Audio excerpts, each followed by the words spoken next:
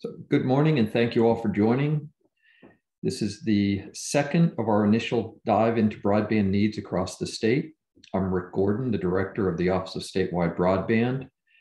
This is the second of 4 presentations on the requirements for our broadband plan.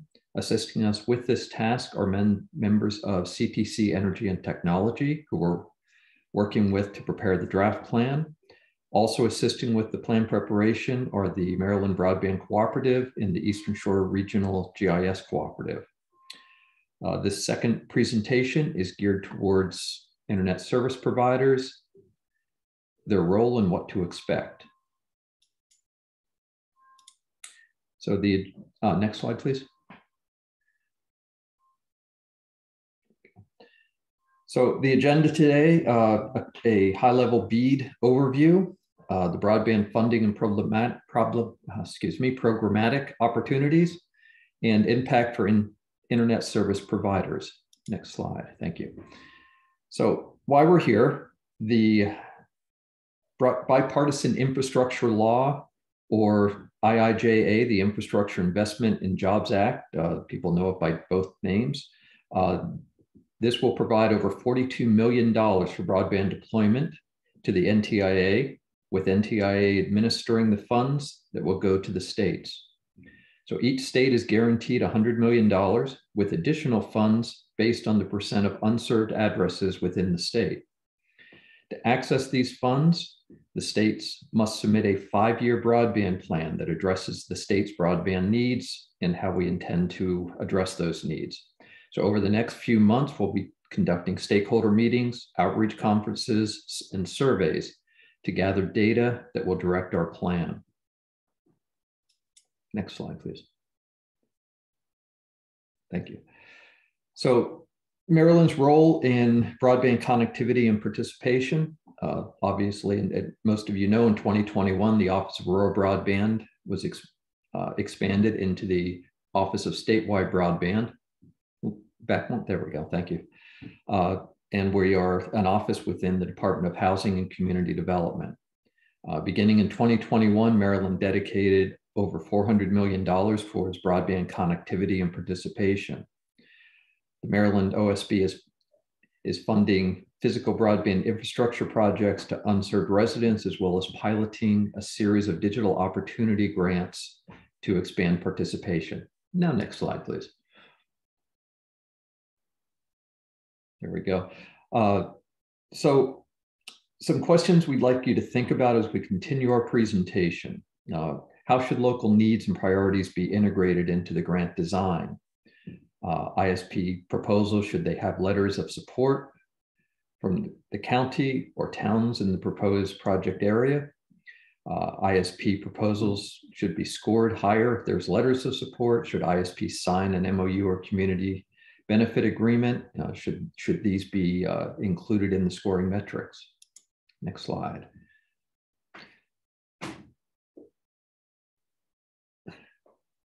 Apparently the auto forward must be turned on. So funding and programmatic opportunities. Next slide, please. So the BIL had specific requirements directing NTIA on the use of the provided funds, as well as timelines. In general, planning will take place in 2023, which we're undertaking now. A grant opportunity will be rolled out in 2024, and construction or deployment will start in 2025. Next slide. For BEAD, Congress directed NTIA to use the FCC broadband definition of 25 megabits per second down by 3 megabits per second up as the unserved speed for their funding programs. This differs with the Treasury definition that we've seen in ARPA of 100 megabits down by 20 megabit up for unserved. Services to be provided using federal funds for both programs, with some exceptions, is 100 megabit synchronous. Next slide, please. So how will BEAD funding work? We're still in the planning stages, obviously, but we do expect many of our programs to work as they have in the past years. We will sub-grant to local jurisdictions and ISP for some of the deployment. The broadband infrastructure law had specific requirements for fair labor standards that will have to be complied with. In other words, there will be reporting. We'll work with the Maryland Department of Labor and other stakeholders to develop a workforce development plan to ensure that we have a well-trained and sufficient workforce to implement the programs. Projects must provide low-cost options for eligible subscribers and participate in ACP. Next slide, please. So some additional requirements for BEAD funds that you should keep in mind. There is a match requirement in BEAD. BEAD requires 20% minimum match and requires incentivizing of higher matches. There is an irrevocable letter of credit required. There's a commitment letter that must be submitted with an application, and then the letter of credit for 25% of the project must be provided with the grant agreement. There are environmental and historic preservation study requirements. There are fair labor standards, as mentioned. For subgrants over $5 million, you must provide a certification that all labor and mechanics employed by contractors and subcontractors are paid at least the prevailing wage in the project area. There's also a Buy American clause. Grant funds must be expended in compliance with the Build America, Buy America Act. Many of these issues are still being developed by NTIA and haven't quite been flushed out yet. Obviously, as we learn more, we will impart that to you. Next slide, please. So if there are any excess BEAD funds, we can do a few other things with it. We can provide low-cost internet to multi-dwelling units for low-income residents. We can support sign-up for broadband subscriptions and subsidies, and we can subsidize broadband subscriptions. There's digital skills and navigator opportunities. Covered populations have to be focused on. Obviously, workforce development and telehealth services can be supported. Next slide, please. Concurrently with the BEAD plan that we're working on, the broadband plan, there's also a digital equity plan required. The Digital Equity Act, which was part of the BIL, has broadband access, device and tech support, digital literacy and skills, accessible and inclusive content, and privacy and security. And all of those issues must be directed towards various covered populations. Next slide, please. So what is digital opportunity and equity?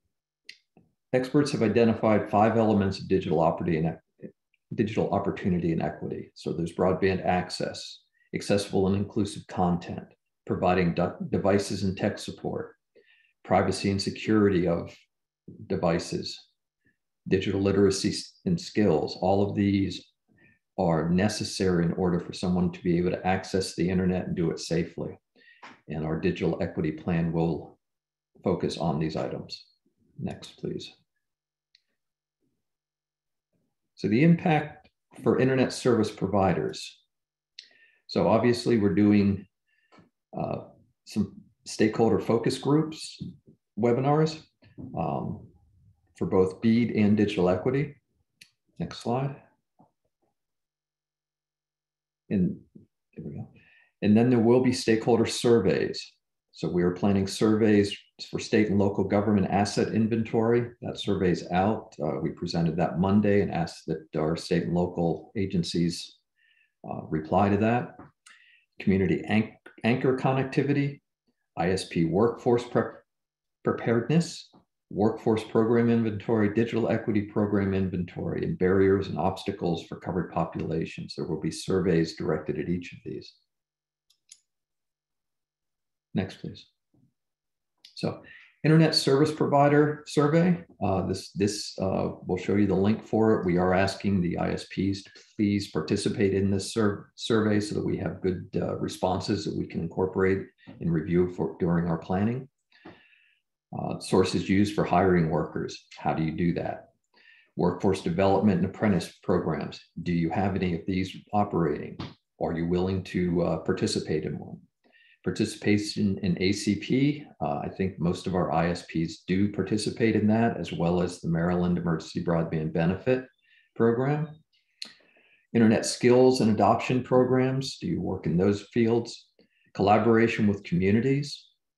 Approaches to deployment of broadband. How do you do that?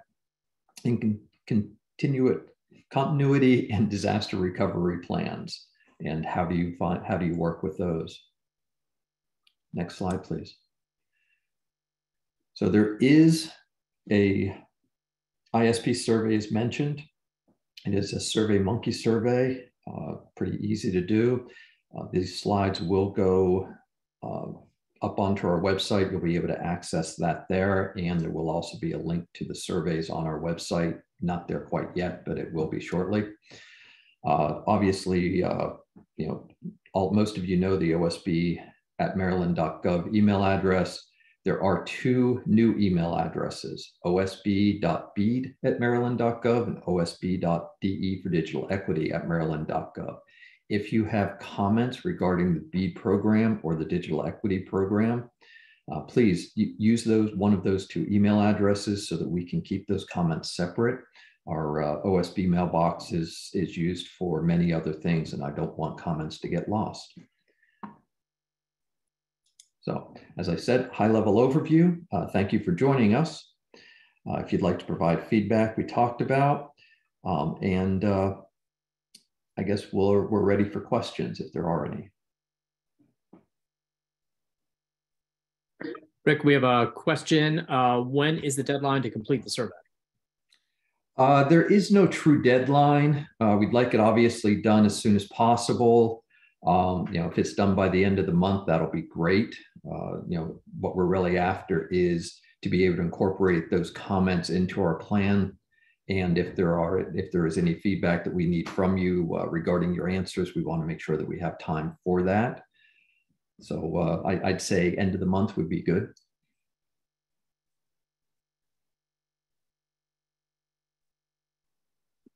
That is all of the questions that I see so far. Unless Kayla, you see anything? Here comes another question. This program seems more extensive and like traditional federal programs. Will there be audit requirements? Yes. So audit requirements are outlined in 2 CFR 200.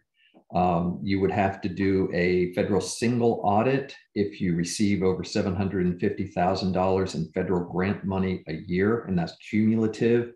If you have previous grants that were awarded using ARPA funds or CARES funds, all of that is cumulative in a given year. So yes, that is something that you should plan for. Nothing's free with the feds. Follow-up question, is this considered federal money, not state money? This is considered federal money.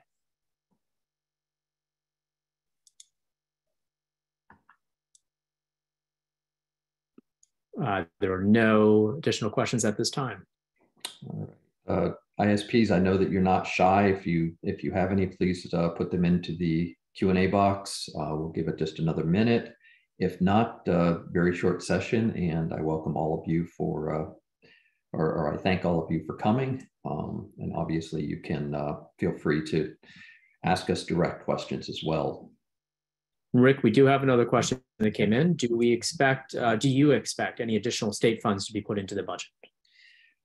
There are no state funds budgeted this year. I think what is going to happen is the plan that we're preparing is going to be an all-encompassing plan.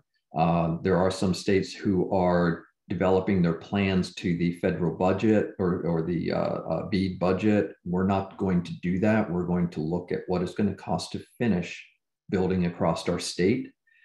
If it's going to cost more than the money that comes through BEAD, then we will be looking to the state to see if they can supplement those funds. But for right now, I think the general consensus is let's wait and see what the plan shows, and let's wait and see what the final BEAD amount is, and go forward from there, probably in the 2025 budget season.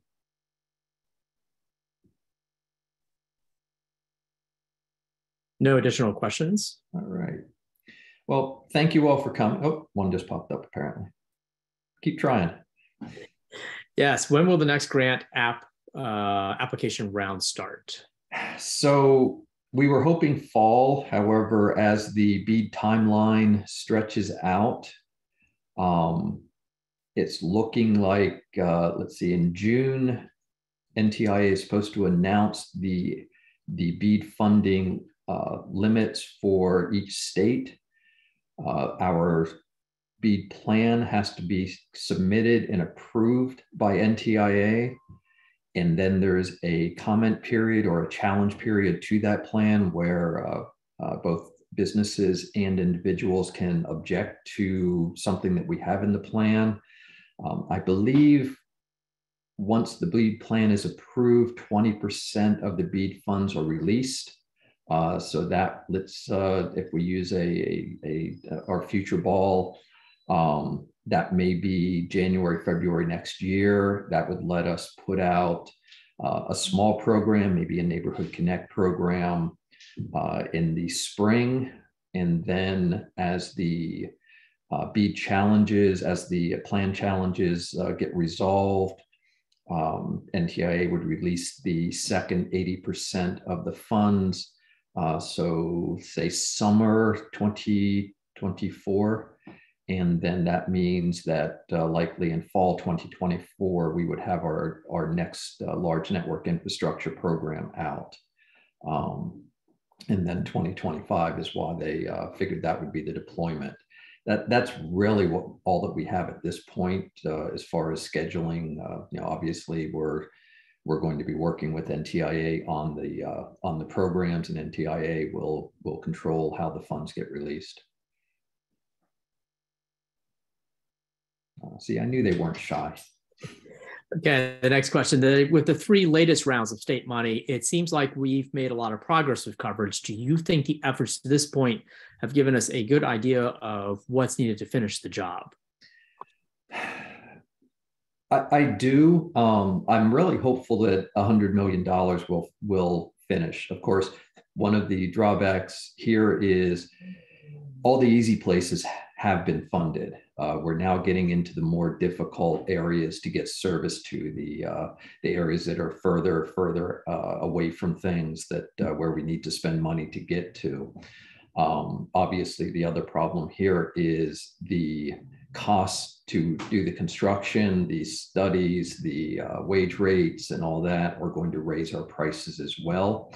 So I think the next 100 million should get us really close to being done. But the plan, as you ISPs have been asked to provide service information, service location information to the broadband co-op, we're going to use that information to try and tighten down where exactly we need to go next. And some of that's going to provide better answers to that question. But yeah, I really hope the 100 million that we have coming will allow us to finish.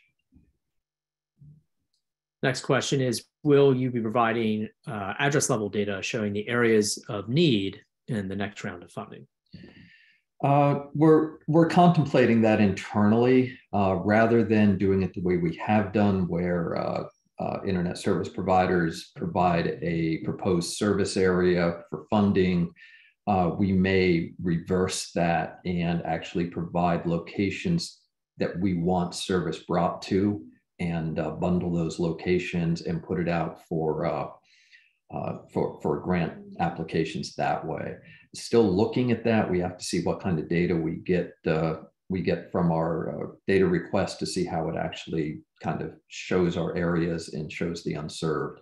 But yeah, that's what we're considering. That way, we have just a little bit more control, and providers have a little better idea of where the unserved are.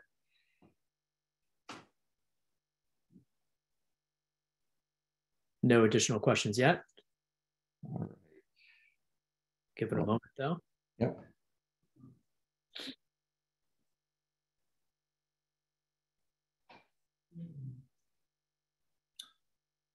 Well, Josh, No additional questions. I'm going to call it then. Thank you all for joining us. It was short. I promised it would be somewhat painless and somewhat at a high level. So thank you for joining us. You all know how to reach me. Feel free to reach out if you have further comments or further questions. There will be 3 outreach events held across the state in the next couple of months. They'll all be the same, but I'd encourage you to attend at least one of those. One will be in the Western Maryland, one will be in Central, and one will be on the Lower Eastern Shore. And those will be all-day events where we get into much more detail about BEAD and digital equity. So looking forward to those and looking forward to seeing you at those. So thank you all for coming. Have a good rest of your morning.